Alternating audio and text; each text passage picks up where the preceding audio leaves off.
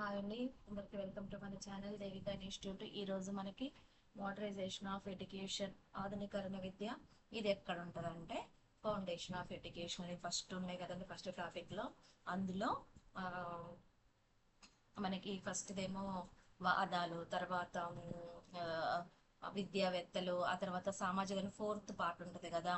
అందులో ఉండేది అనమాట ఆధునీకరణ విద్య అన్నమాట. అంటే ఫస్ట్ దాంట్లో ఫౌండేషన్ ఆఫ్ ఎడ్యుకేషన్ లో 4 ఆప్షన్ లో ఉంటది అనమాట. అందులో ఆధునీకరణ విద్య గురించి ఇప్పుడు చెప్తున్నాం. అంటే సోషల్ చేంజెస్, సామాజికరణ మార్పు అందులో ఉంటది కదా. అందులో ఇది ఆధునీకరణ విద్య. సో దీని గురించి తెలుసుకుందాం.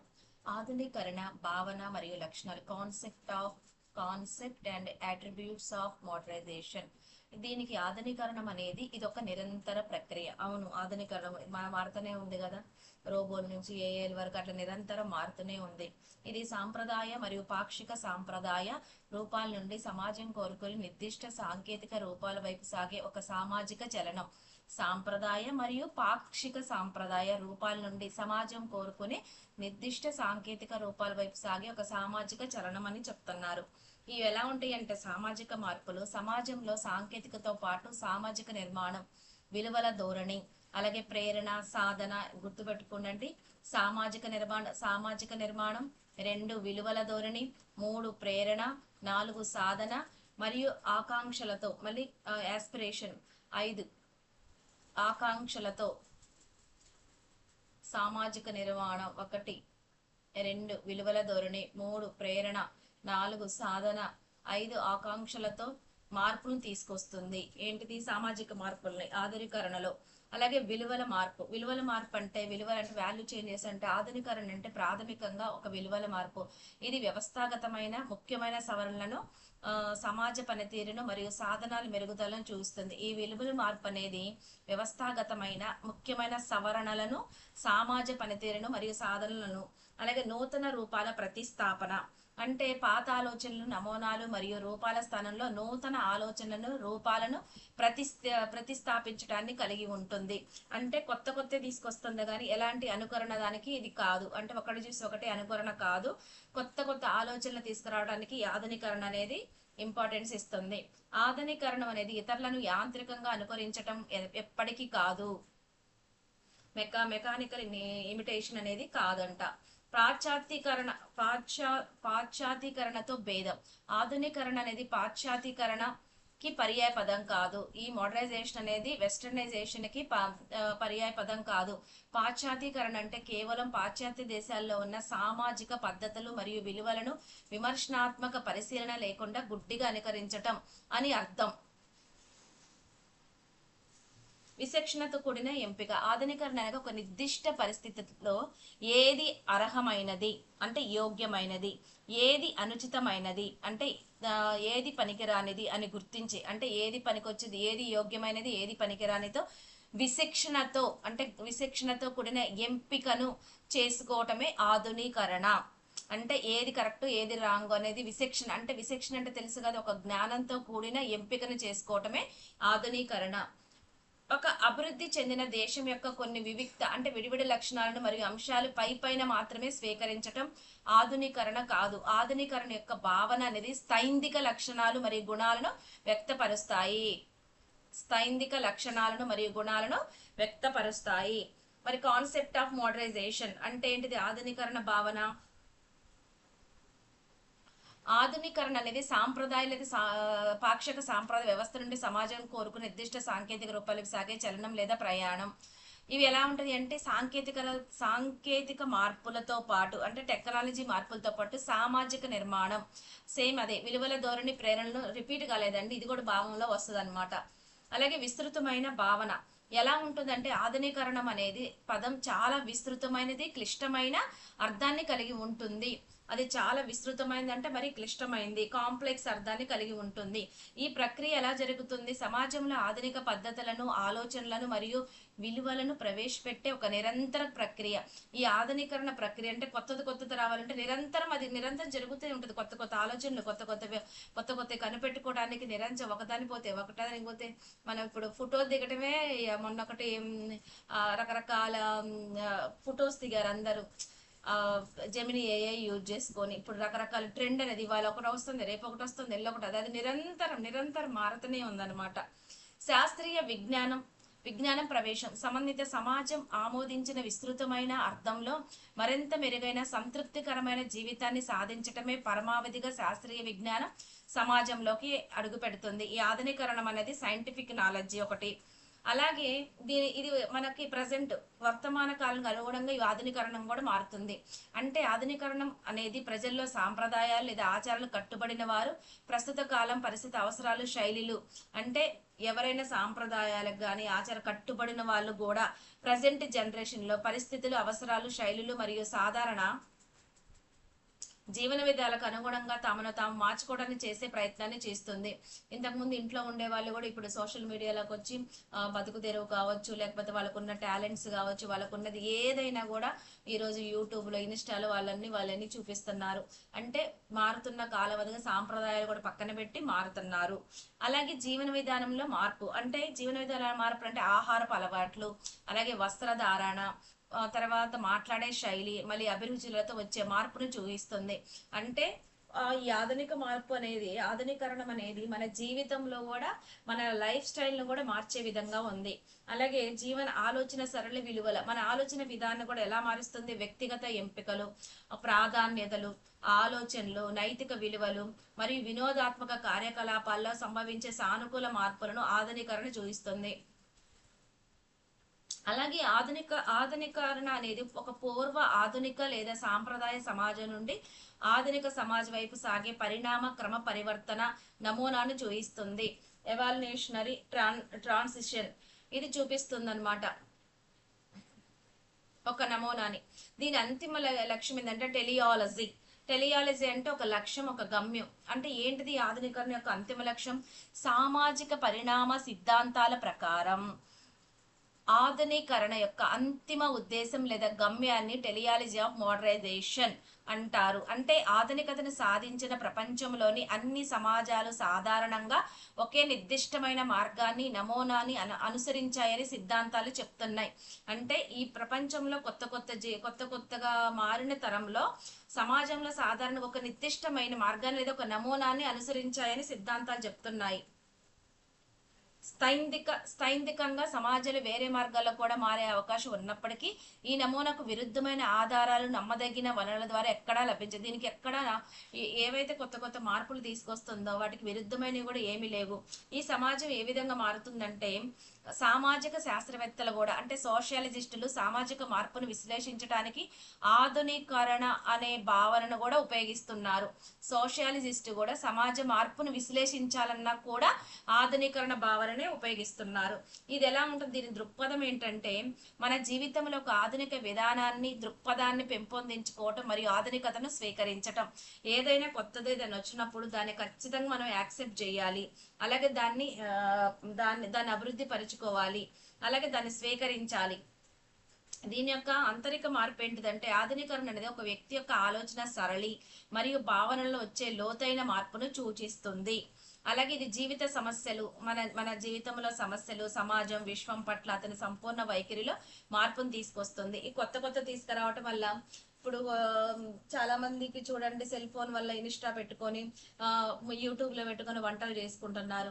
అంటే వాళ్ళ జీవితం అనేది చాలా మందికి చూడండి చదువుకోని వాళ్ళు కూడా సోషల్ మీడియాలో వాళ్ళు దాన్ని ఉపయోగించుకొని వంటలు నేర్చుకోవటం అని, లేకపోతే వాళ్ళకున్న సబ్జెక్ట్ ని ప్రైవేట్ స్కూల్లో చెప్పి చాలా మంది ఇప్పుడు ఓన్గా ఒక యూట్యూబ్ ఛానల్ పెట్టుకొని వాళ్ళకున్నది మొత్తం వాళ్ళకి తెలిసిన నాలెడ్జ్ అంతా చెప్తున్నారు. అంటే వాళ్ళు దాన్ని ఏం చేశారంటే దాని పట్ల దాన్ని ఎలా వాడుకోవటం కూడా వాళ్ళ యొక్క ఆలోచన భావాలలో వాళ్ళ జీవితంలో ఖచ్చితంగా ఒక మంచి మార్పును తీసుకొస్తుంది. అలాగే హేతుబద్ధమైన దృక్పథం ఇది ఎలా ఉంటే ఆధునికరణ అనేది శాస్త్రీయ విలువల సైంటిఫిక్ వాల్యూస్ నేపథ్యంలో ఒక హేతుబద్ధమైన దృక్పథాన్ని రేషనల్ అవుట్లుక్ ని పెంపొందిస్తుంది. అలాగే వాస్తవాలను నిజాలను అంగీకరించడం ఒక సంక్లిష్టమైన ప్రక్రియ. ఇది కూడా దీన్ని అంగీకరించడం కూడా ఒక కాంప్లెక్స్ ఫినోమెనా, అంటే ఇది కూడా కష్టమైందే.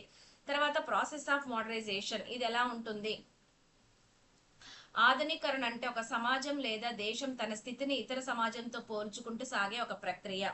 అయితే ఇది ఎలా పనిచేస్తుంది? ఆధునీకరణ ప్రక్రియ అనేది ఒక సమాజం లేదా ఒక దేశానికి మరియు దానికి అంతిమ లక్ష్యాలకు మధ్య ఒక వారధిలా పనిచేస్తుంది.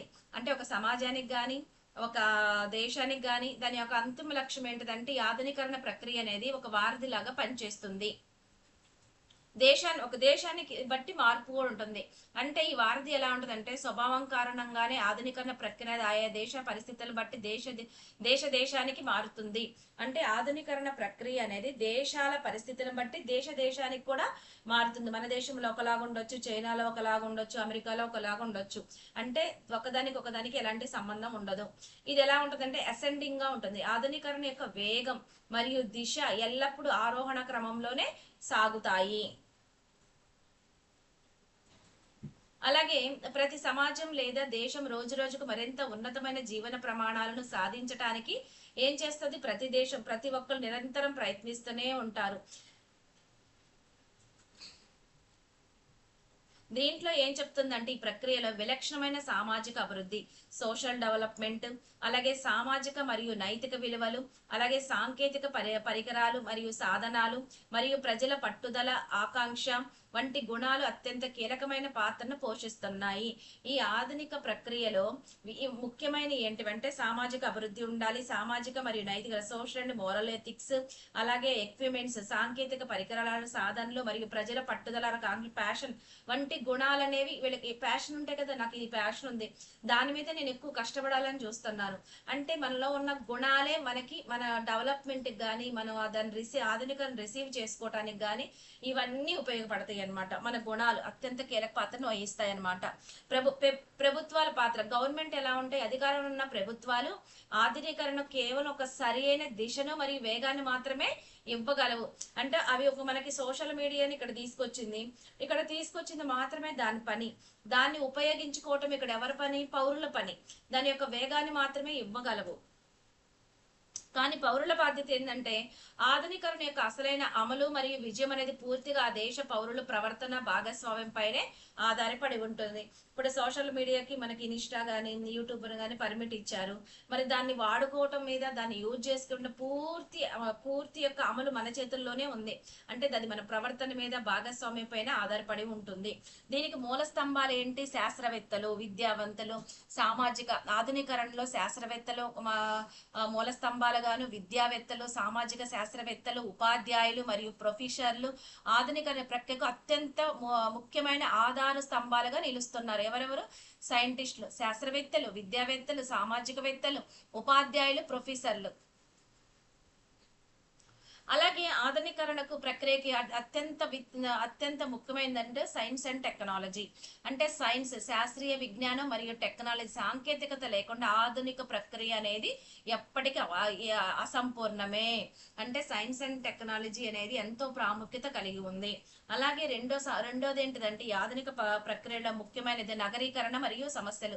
ఆధునీకరణ భాగంగా నగరీకరణ పెరిగే కొద్దీ దాంతో పాటే సామాజిక సమస్యలు కూడా నిరంతరం పెరుగుతూనే ఉంటాయి. అధికార యంత్రాంగం మరియు ఆధిపత్యం. ఆధునీకరణ ప్రక్రియ అనేది సమాజంలో బ్యూరోక్రసీ అంటే అధికార యంత్రాంగం మరియు అథారిటేరియనిజం, సర్వాధికరణ ధోరణి లేదా ఆధిపత్యం పెరగటానికి దారితీస్తుంది. ఆకర్షణీయమైన అభివృద్ధి. ఈ ఆధునిక ప్రక్రియ అనేది ఆధునిక సమాజంలో జరిగే ఈ అభివృద్ధి వెనుకబడిన దేశాలను మరియు సాంప్రదాయ సమాజాలను ఆధునీకరణ వైపు అడుగులు వేసేలా ఆకర్షిస్తుంది. అలాగే ప్రతికూల భావనలు కూడా ఉన్నాయి. ఆధునీకరణలో ప్రతి అంశం మంచిదే అని చెప్పలేం. ఇది సంస్కృతి, సమాజం, అలాగే వ్యక్తిగతంగా మానవుని వైపు కొన్ని ప్రతికూల లేదా దుష్ప్రభావాలను కూడా చూపిస్తుంది. ఇది మరి చిన్నపిల్లల ఎడ్యుకేషన్కి చూపిస్తుంది. వాళ్ళు చిన్నప్పటి నుంచి చదవటం మానేసి గేమ్ ఛానల్ పెట్టుకుంటా అంటున్నారు, లేకపోతే డ్యాన్స్ ప్రోగ్రామ్ పెట్టుకుంటున్నారు. ఈ ఇన్స్టాలు ఇవన్నీ వచ్చిన దగ్గర నుంచి పిల్లలకి చదువు మీద చాలా వరకు దుష్ప్రభావమే చూపించింది. అలాగే ఆధునీకరణ యొక్క ప్రధాన లక్షణాలు, గుణాలు, అట్రిబ్యూషన్స్ ఆఫ్ మోడరైజేషన్.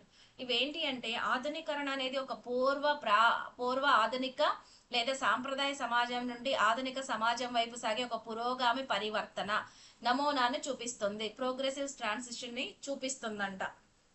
అవేంటి అంటే ఆధునీకరణ సిద్ధాంతం ప్రధానంగా ఒక దేశం యొక్క అంతర్గత కారకాలను నిశితంగా పరిశీలిస్తుంది. అలాగే బాహ్య లేదా తగిన సహాయం అందించడం ద్వారా సాంప్రదాయ దేశాలను సైతం అభివృద్ధి వైపు తీసుకొచ్చే విధంగా ఈ సిద్ధాంతం భావిస్తుంది. అలాగే సమాజాల పురోగతి మరియు అభివృద్ధికి దోహదపడే సామాజిక చలరాశులను గుర్తించడానికి ఆధునీకరణ సిద్ధాంతం ప్రయత్నిస్తుంది. అంటే ఇవన్నీ లక్షణాలు. సమాజం యొక్క పరిణామ క్రమం ప్రక్రియను వివరించడానికి ఇది ప్రోత్సహిస్తుంది, అంటే ప్రయత్నిస్తుంది. మార్పు ప్రక్రియపై ప్రాధాన్యత. ఈ సిద్ధాంతం కేవలం మార్పు యొక్క ప్రక్రియను మాత్రమే నొక్కి చెప్పదు, ఆ మార్పు పట్ల సమాజం చూపే ప్రతిస్పందనను కూడా, అంటే మార్పు అనేది దేని మీద డిపెండ్ అవుతుంది, ప్రతిస్పందనల పైన. అలాగే అంతర్గత గతిశీలత పరిశీలన. సరికొత్త సాంకేతికతలను స్వీకరించే క్రమంలో సామాజికంగా మరియు సాంస్కృతికంగా నిర్మాణాలలో చోటు చేసుకునే గతిశీలతను. ఆధునీకరణ అంటే పాశ్చాత్య దేశాలను గుడ్డిగా అనుకరించటం కాదు, ఏది మంచిదో ఏది చెడ్డదో విచక్షణతో ఎంచుకోవటం. ఉదాహరణకి ఇక్కడ చైనాని ఇచ్చారు. చైనా వంటి దేశాలు ఇతర దేశాల అనుభవాలు మరియు పాఠాలను నేర్చుకుంటూ వేగవంతమైన అభివృద్ధిని సాధించడానికి దీనికి ఒక మార్గదర్శిగా వాడుకున్నది. అది తొందరగా వాడుకున్నారనమాట. ఇది అలాగే సాంప్రదాయ సమాజాలు ఆధునిక పద్ధతులను స్వీకరించినప్పుడే అభివృద్ధి చెందుతున్నాయని ఆధునీకరణ సిద్ధాంతం చెప్తుంది.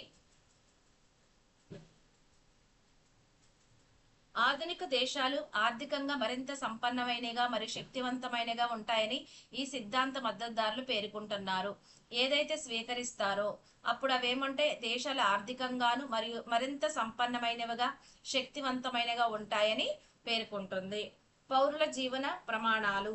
ఆధునిక దేశాలు పౌరుల స్వేచ్ఛను కలిగి ఉంటూ ఉన్నతమైన జీవన ప్రమాణాలను అనుభవిస్తారని వీరు వాదించారు. అలాగే సరికొత్త డేటా టెక్నాలజీ. ఇంకా ఆధునీకరణ ఆవశ్యకత ఇంకేం చెప్తుందంటే సరికొత్త టెక్నాలజీ రావటం లేదా పాత సాంప్రదాయ పద్ధతులు మార్చాల్సిన అవసరం ఏర్పడటం వల్ల ఆధునీకరణ అనేది సమాజానికి తప్పనిసరి లేదా అనవసరంగా మారవచ్చు. ఇదొకటి ఉంది. అలాగే మానవుని నియంత్రణ ఇదొకటి. తర్వాత హేతుబద్ధమైన పాలన, మతపరమైన సాంస్కృతిక మార్పులు. అలాగే చారిత్రకారులు ఆధునీకరణ 3 ముఖ్యమైన ప్రక్రియలతో ముడిపెడతారు. అది నగరీకరణ, పారిశ్రామికరణ, విద్య విస్తరణ. అలాగే ఆధునీకరణ లక్షణాల వర్గీకరణ. దీంట్లో ఎస్సి దుబే ఈయన ఉన్నాయండి. ప్రముఖ సామాజిక శాస్త్రవేత్త ఎస్సి దుబే 1967 ఆధునీకరణ యొక్క ముఖ్య లక్షణాల జాబితాని చేశారు. అవి ఆధారపడిన అధ్యాయాలు ఇవి. వీళ్ళతో కలిసి చేశారు. ఎవరంటే కోల్మన్ 1960, మెక్లాండ్ 1961, డానియల్ లర్నర్ 1962, విల్బర్ట్ మూర్ 1963. డానియల్ లెర్నర్ ఈయన ఇచ్చిన డెఫినేషన్స్ 3 ఉన్నాయండి. ఏం చెప్తున్నాడంటే సాంప్రదాయక సమాజంలో జరిగే సామాజిక మార్పుగా నిర్వహించాడు ఆదరణకరణాన్ని.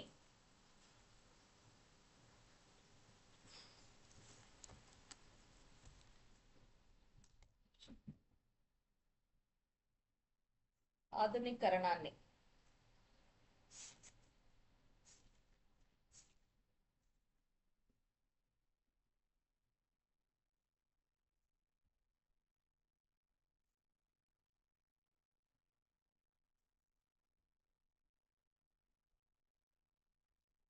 సాంప్రదాయక సమాజం ఆధునీకరణం చెందాలి అంటే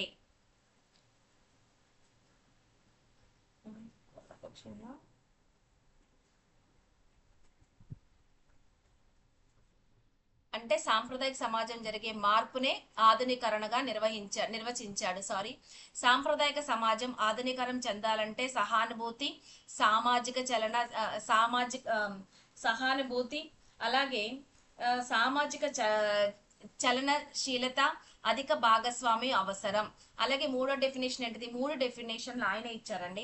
అభివృద్ధి చెందిన సమాజాల లక్షణాలను అందిపుచ్చుకోవటానికి అభివృద్ధి చెందని సమాజాలలో జరిగే సామాజిక పరివర్తన ప్రక్రియనే ఆధునీకరణగా అంటారు.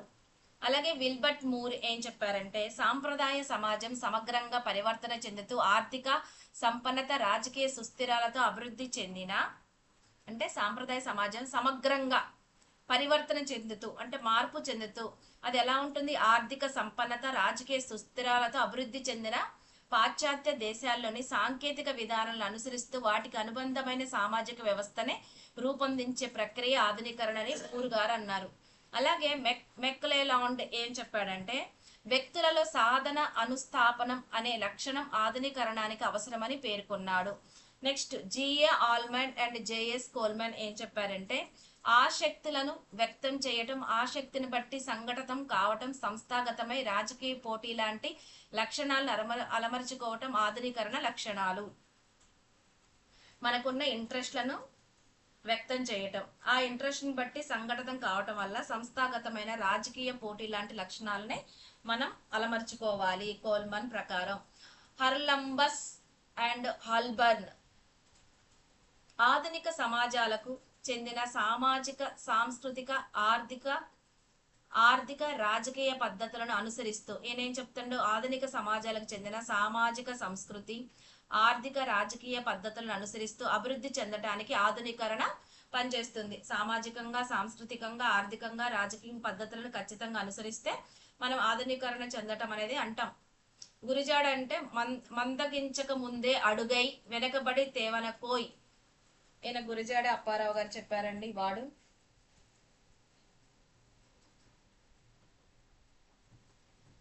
అలాగే ఎస్సి దుబే 1967 ఆధునీకరణ యొక్క ముఖ్య లక్షణ జాబితాని చేశారు. సహానుభూతి, ఇతరుల స్థానంలో తనను తాను ఊహించుకొని వారి బాధలను అర్థం చేసుకోవటాన్ని సహానుభూతి, ఎంపతి అంటారు. చలనశీలత, ఒకే చోట లేదా పాత పద్ధతులకు పరిమితం కాకుండా మారే పరిస్థితులకు అనుగుణంగా ముందుకు సాగటాన్ని మొబైలిటీ. అధిక భాగస్వామి, హై పార్టిసిపేషన్, సామాజిక, సాంకేతిక లేదా రాజకీయ కార్యక్రమాల్లో ఎక్కువ మంది ప్రజలు చురుగ్గా పాల్గొనడాన్ని అధిక భాగస్వామ్యం అంటారు. దేశంలో ఎక్కువ మంది ప్రజలు సరికొత్త ఎలక్ట్రానిక్ వస్తువులను, సాంకేతికతను వాడవటం ఉదాహరణకి. అలాగే వ్యక్తీకరణ, ఇంట్రెస్ట్, సాంప్రదాయ సమాజాల వల్లే తమ కోరికలు నడుచుకోకుండా ఆధునిక సమాజంలో ప్రజలు తమ ఆకాంక్షలను, వ్యక్తిగత ఆసక్తులను స్వేచ్ఛగా వ్యక్తపరచుకోవటం. తర్వాత 5 సంస్థాగత రాజకీయ పోటీ, వంశపారంపర్య పాలన కాకుండా ఆధునిక దేశాల్లో రాజకీయ పార్టీల మధ్య చట్టబద్ధమైన పోటీ ఉండటం, పాలకులను ఎన్నుకోవటంలో ప్రజలు కీలక పాత్ర పోషించటం. మార్పుపై నమ్మకం,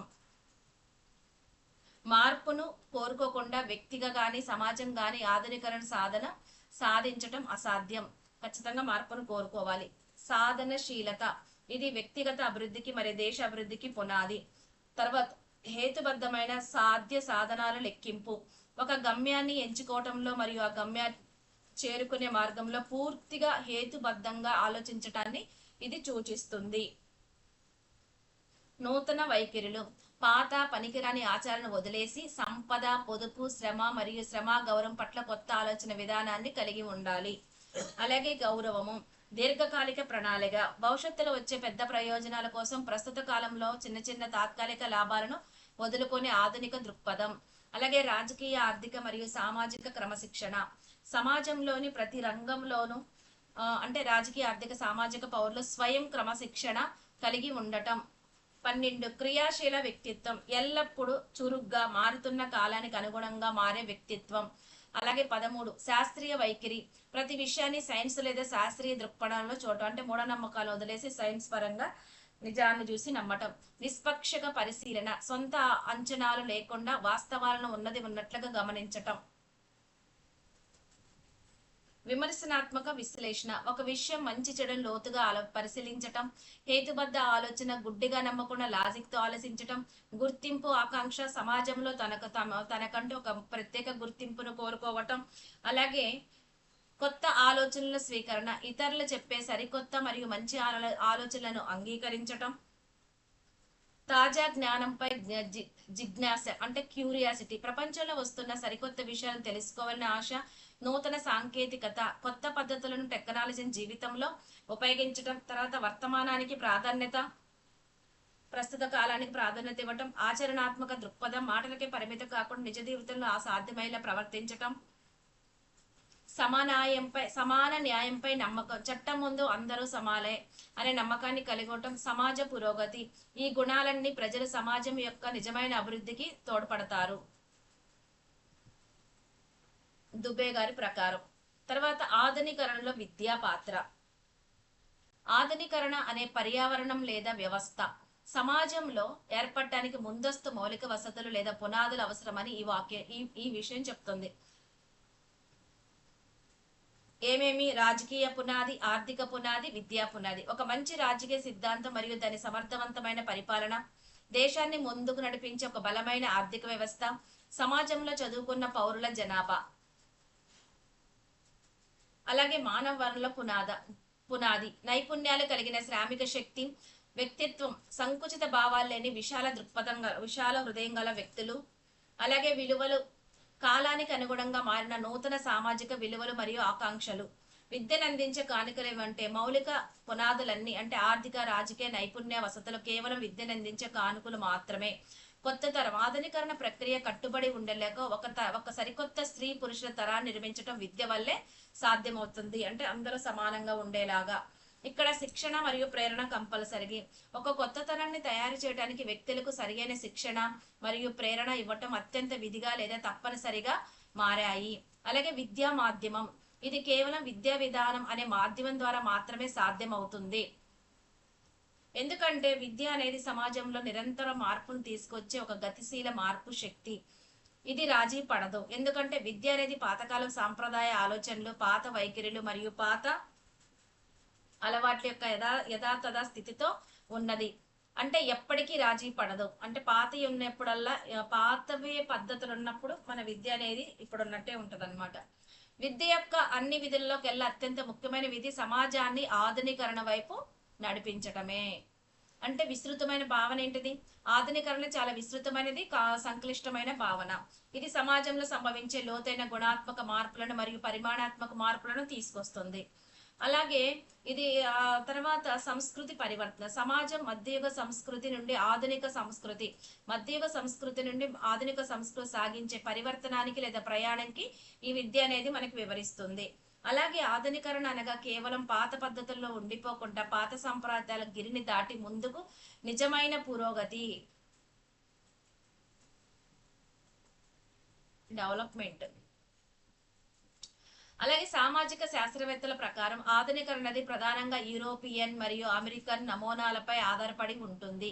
అంటే ఇది సమాజంలో క్రింద ప్రక్రియలతో పోల్చబడుతుంది లేదా ముడిపడి ఉంటుంది. ఎలాంటి అంటే నగరీకరణ, పారిశ్రామికరణం, పాశ్చాత్యీకరణం, యూరోపియనీకరణం, ఇవన్నీ అన్నమాట. ఆధునీకరణం అనేది కేవలం పైపైన కనిపించే మార్పు కాదు, సమాజంలో అత్యంత సంక్లిష్టమైన ప్రక్రియను, సంక్లిష్టమైన ఫలితాలను ఇస్తుంది. అలాగే ఈ మేధోపరమైన రంగంలో భౌతిక మరియు సామాజిక దృగ్విషయాలకు హేతుబద్ధమైన వివరణ ఇవ్వటం సాధ్యమే అనే అవగాహన కూడా కలిగిస్తుంది. అంటే ఇది మేధోపరమైన రంగంలో భౌతిక మరియు సామాజిక దృగ్విషయాలను హేతుబద్ధమైన వివరణతో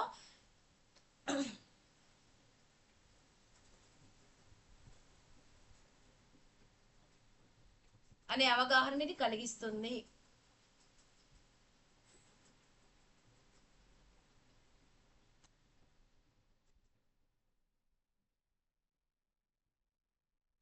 మేధోపరమైన రంగం అంటే ఏంటిది? మనకి ఇక్కడ మనుషుల ఆలోచన సరళిని, జ్ఞానాన్ని మరియు విశ్లేషణ శక్తిని ఉన్నత స్థాయికి తీసుకెళ్తుంది. అలాగే హేతుబద్ధమైన వివరణ అంటే ఇది ఎలా ఉంటుందంటే ప్రకృతిలో జరిగే భౌతిక మార్పులు, ఫిజికల్ ఫినోమినా మరియు సమాజంలో జరిగే సంఘటనలకు మూఢనమ్మకాలతో కాకుండా కారణాలు మరియు ఫలితాల ఆధారంగా వివరణ ఇవ్వటానికి ఉంటుంది అన్నమాట. అలాగే దీంట్లో ముఖ్యమైన సిద్ధాంతాలు ఏంటివంటే మేధోపరమైన ఆలోచనలకు 3 ఏంటంటే పాజిటివిజం, అలాగే ప్రత్యక్ష ప్రమాణవాదం, అలాగే ఎంపిరిసిజం, అనుభవవాదం, రేషనలిజం, హేతువాదం, లౌకికవాదం. మతపరమైన రంగంలో ఇది లౌకికవాదం ద్వారా వ్యక్తమవుతుంది. దీని దృక్పథం అంతా ఇహలోక సంబంధమైనదిగా ఉంటుంది. మానవత ఆలోచన ఎలా ఉండే తత్వశాస్త్రంలో ఇది మానవతావాద ఆలోచనగా వ్యక్తమవుతుంది. అలాగే ఈ సామాజిక సమీకరణ, వైవిధ్యీకరణ మరియు వ్యక్తిగత సంస్థాగత కార్యకలాపాలతో ప్రత్యేకత అనేవి భాగమై ఉంటాయి. ప్రజాస్వామీకరణ అంటే రాజకీయ రంగంలో ఆధునీకరణ అంటే ప్రజాస్వామీకరణ అని అర్థం. అంటే రాజరికం లేదా ఆధిపత్యం పోయి ప్రజాస్వామ్య విలువలను స్థాపించటమే ఆధునీకరణ. ఆధునీకరణంలో ఉపాధ్యాయుని పాత్ర ఎలా ఉంటుందంటే ఉపాధ్యాయుడు ఆధునిక భావాలు కలవాడు, అంటే సృజనాత్మకతను, వైజ్ఞానిక దృక్పథాన్ని, హేతువాదాన్ని, విశ్వ మానవ సౌభ్రతృత్వాన్ని, శ్రమ పట్ల సద్భావనను, సామాజిక మార్పుల పట్ల అవగాహనను, మంచి పౌరసత్వాన్ని, వృత్తిలో ప్రయోజకత్వాన్ని, నైతిక విలువలను ప్రభావవంతంగా పెంపొందించగలగాలి. గాంధీ గారు అన్నట్టు విద్యార్థులు నిజమైన పాఠ్యపుస్తకం వారి ఉపాధ్యాయుడే. భారతదేశంలో ఆధునీకరణ మనకి ఇంకా మన భారతదేశంలో మూఢనమ్మకాలతోనూ తర్వాత ఆచారాలతోనే ఉంది. ఇది ఎప్పుడైతే పోతుందో మన భారతదేశంలో ఆధునీకరణ డెవలప్ అవుతుంది. ఎలా? సంకుచితమైన మతపరమైన విశ్వాసాలు, ఐక్యత లేకపోవటం, అనేక మతాలు ఒకే చోట ఉండటం, ఆచరణకు ఆశయాలకు మధ్య అనంతమైన అగాధ ఉండటం, మూసుకుపోయిన సామాజిక స్థిరీకరణ, గతిశీలత లేకపోవటం. ఈ కారణాలలో కొన్ని అయితే అవాంఛిత తల మెల్లమెల్లగా అధిగమించవలసింది. అప్పుడే భారతదేశంలో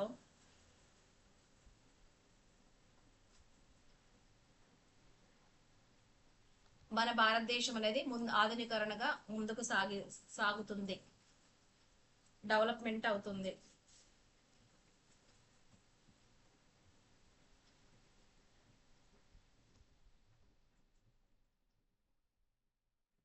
అంటే గతిశీలత అంటే ఏంటిది? సాంప్రదాయక మూఢనమ్మకాలు వచ్చే జడత్వం లేదా పురోగతికి ప్రధాన అడ్డం కదా, డెవలప్మెంట్ కాకుండా అడ్డుపడుతుంది అనమాట పురోగతికి. అలాగే అవాంఛిత పరిస్థితులను, పాతకాలపు ఆలోచనలు మెల్లమెల్లగా అధిగమించడానికి విద్యను ఒక ముఖ్యమైన సాధనగా మార్చుకోవటానికి ఇది ఉపయోగపడుతుంది. మన భారతదేశం ఎప్పుడైతే అన్నిటిని పాతకాలపు అలవాట్లను ఇవన్నీ మార్చినప్పుడే మన భారతదేశంలో ఆధునీకరణ సాధ్యమవుతుంది. అలాగే ఆధునీకరణ సాధనకు విద్య అంటే మన భారతదేశంలో ఈ ఆధునీకరణ విద్య గురించి మాట్లాడింది ఎవరంటే కొఠారి కమిషన్ చెప్తుంది. ఏమని చెప్తుందంటే విద్యను ఉత్పత్తితో ముడిపెట్టాలి, సమాజపు జాతి సమైక్యతకు విద్య గట్టి కృషి చేయాలి, ప్రజాస్వామ్యాన్ని బలపరుస్తూ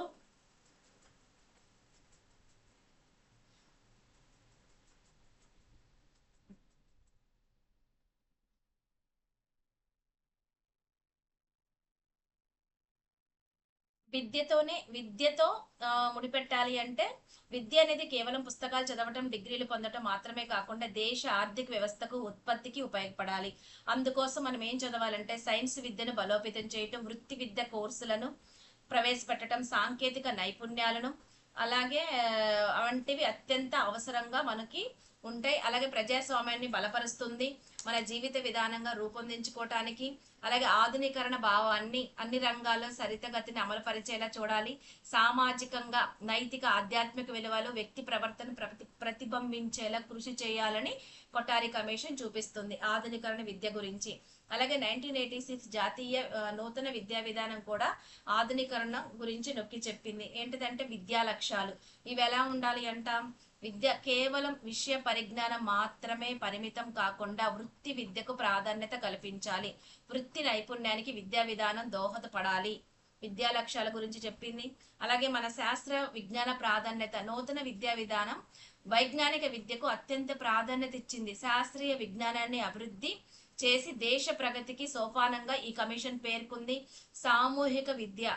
అందులో ఇది మన చదువు అనేది ఏ ఒక్కరి సొత్తు కాదు కదా. సామూహిక విద్యకు ప్రభుత్వం ప్రాధాన్యత ఇచ్చింది ఆల్రెడీ. అందులో ముఖ్యంగా దేనికి ఇవ్వమందంటే సామూహిక ప్రాథమిక విద్యను మరింత అభివృద్ధి చెందాలని సూచించింది. అలాగే విదేశీ భాషల గురించి చదువుకోమని చెప్పింది. అంటే విదేశీ భాషల అధ్యయనం అనేది ఆధునీకరణకు చాలా అవసరం అని చెప్పింది. ఆధ్యాత్మిక విద్య. ఆధునీకరణ మనిషి సుఖమయంగా జీవించటానికి ఆధ్యాత్మిక విద్య తోడ్పడుతుంది.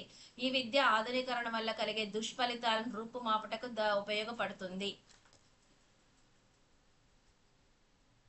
ఇంతవరకు అండి ఆధునీకరణ విద్య. ఒకసారి ప్రక్రియను, ఒకసారి విద్యా విషయాల గురించి తెలుసుకోండి. ఇది Telugu academy book, English medium book నుంచి తీసుకున్నదండి. ఎందుకంటే తెలుగు మీడియంలో బుక్స్ అయిపోయినాయి. సో ఎందుకు చెప్పాల్సి వస్తుంది అంటే ఆ, ఇప్పుడు ఆర్ఎస్ దుబే ఎస్ఎస్సి దుబే వాళ్ళు ఉన్నారు కదా. ఆ, వాళ్ళ వాళ్ళ ఇయర్స్ అనేవి కొన్ని పుస్తకాల్లో రాంగుగా ఉన్నాయి. ఇవి మన టెక్స్ట్ బుక్ మళ్ళీ ఎందుకంటే తెలుగు అకాడమీ బుక్స్ లో కరెక్ట్ గా వాళ్ళు ఇచ్చిన ఇయర్స్ అన్నమాట.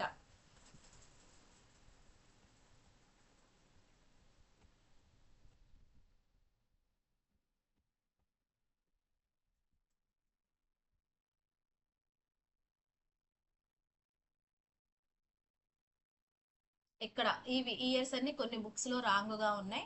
సో ఇది Telugu academy book English book నుంచి తీసుకున్న ఇయర్స్ అండి. సో నిర్భయంతరంగా మీరు ఎలాంటి డౌట్ లేకుండా చదువుకోండి. ఓకే, ముందుగా లైక్ చేయండి, షేర్ చేయండి, సబ్స్క్రైబ్ చేసుకోండి. ఇది ఫౌండేషన్ ఆఫ్ ఎడ్యుకేషన్ లో 4th భాగంలో వచ్చింది అనమాట. Okay, thank you so much.